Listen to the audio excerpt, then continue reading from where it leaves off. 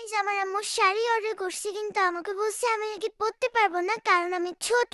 এই জন্য এখন আমাকে পরাই দিবে না। আমিও বলছি এই শাড়িটাই পরবো, অন্যটা না। তো এখন বড় হওয়ার জন্য আমার খাইতে হবে বেশি বেশি করে পুষ্টিকর খাবার, যাতে আমি তাড়াতাড়ি বড় হয়ে শাড়িটা পরে ঘুরু ঘুরু করতে পারি। আর আমার আজকে পুষ্টিকর খাবার হিসেবে আমি খাচ্ছি কানিভার নন জিএমও অ্যাডেড ইনগ্রেডিয়েন্টস এর টুনা টপিং লবস্টার ভাইটামিন বলে গ্রেভি পাউচ।